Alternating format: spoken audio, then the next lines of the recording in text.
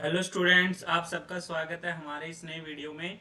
आज की क्लास में हम ट्वेल्थ क्लास का टॉपिक पढ़ेंगे, that is Cramer rule. Example के लिए हमारे पास तीन इक्वेशन हैं। x minus Y plus 2z plus 7। Second equation is 3x plus 4y minus 5z equal to -5 and 2x minus Y plus 3z is equal to 12। तो हमें क्या करना है, एक्स वाई और जेड की वैल्यू निकालनी होती है। तो नॉर्मली तो हम क्या कर सकते हैं, इक्वेशन को सोल्व कर सकते हैं, लेकिन हम जब मैट्रिक्स चैप्टर में इसको हम पढ़ रहे होते हैं क्लास ट्वेल्थ में, तो हम क्या करते हैं, पहले जो A X equal to B लेते हैं। तो X is equal to A inverse B हो जाता है। तो ए इनवर्स निकालने के लिए मुझे एडजॉइंट निकालना होगा ए का, और साथ में इसका डिटरमिनेंट निकालना होगा। उसके बाद एडजॉइंट निकालने के लिए मुझे सारे कोफैक्टर चाहिए होंगे। कोफैक्टर वाली मैट्रिक्स का फिर ट्रांसपोज करना होगा। तो ये बहुत लेंथी प्रोसेस हो जाता है, और फिर बी के साथ मल्टीप्लाई भी करनी होगी।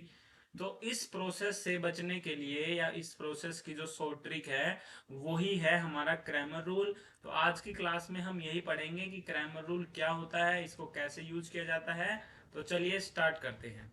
तो तीन इक्वेशन हमें दे रखी हैं। तो तीन इक्वेशन का यूज करके हमारे पास जो ए मैट्रिक्स बनेगी, जो ए मैट्रिक्स होगी, ए मैट्रिक्स कौन सी होती है, कोफिशिएंट वाली मैट्रिक्स। तो ये हमारी कोफिशिएंट की मैट्रिक्स बन जाएगी। 3 बाई 3 की मैट्रिक्स है हमारी ये। तो सबसे पहले हमें ए का डिटर्मिनेंट निकालना है। ए का डिटर्मिनेंट अगर हम निकालेंगे तो क्या होगा, 1 × 12 - 5, माइनस वाला प्लस का हो जाएगा क्योंकि इसमें हम A12 वाला है ये। 9 + 10 +2 × -3 - 8। तो जब हम इसको सॉल्व करेंगे तो ये हो जाएगा 7 + 19, और ये हमारा हो जाएगा -22। तो आंसर जो हमारा हो जाएगा दैट इज माइनस प्लस के 4 हमारा आंसर हो जाएगा।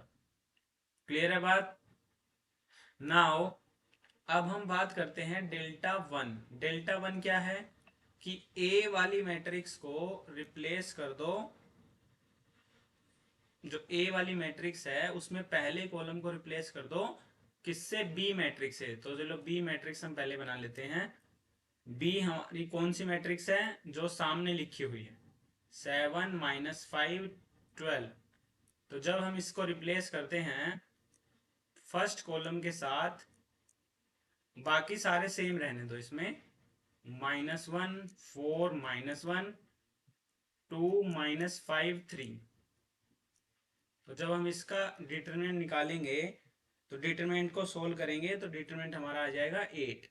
ऐसे ही डेल्टा टू, डेल्टा टू क्या होगा, अब दूसरे कॉलम को रिप्लेस कर दो, बाकी सब सेम रहने दो ए मैट्रिक्स में, दूसरे कॉलम को बी मैट्रिक्स से रिप्लेस कर दो।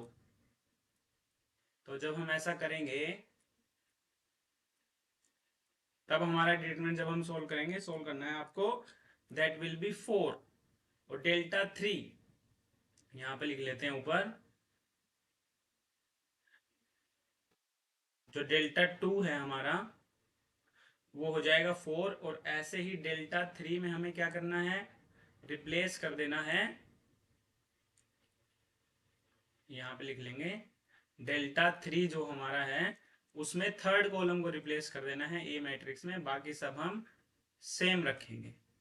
किससे रिप्लेस करेंगे, बी से रिप्लेस करेंगे। इसका जो हमारा डिटरमिनेंट आएगा दैट विल बी 12। तो यहाँ पे हमें सिर्फ क्या करना है, डिटरमिनेंट निकालना है, एक ए का और तीन मैट्रिक्स और का। तो सीधा सीधा यहाँ से हमें क्या मिल जाएगा, जो x की वैल्यू होगी that will be delta one upon delta. Delta one की वैल्यू कितनी है, 8 है।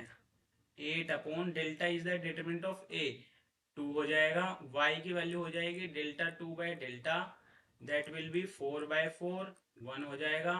z की वैल्यू हो जाएगी डेल्टा 3/डेल्टा, दैट विल बी 12/4 तो 3 हो जाएगा। तो देखो x y z तीनों की वैल्यू आ चुकी है इस फॉर्मूले से। x की वैल्यू डेल्टा 1/डेल्टा, y की वैल्यू डेल्टा 2/डेल्टा, z की वैल्यू डेल्टा 3/डेल्टा। ना हमने एडजॉइंट निकाला, ना हमने कोफैक्टर निकाले, ना हमने इनवर्स निकाला, ना हमने मल्टीप्लाई की। तो इसके लिए ये क्रैमर रूल जो है वो शॉर्ट ट्रिक है। तो चैनल को लाइक करिए, सब्सक्राइब करिए। Thank you so much.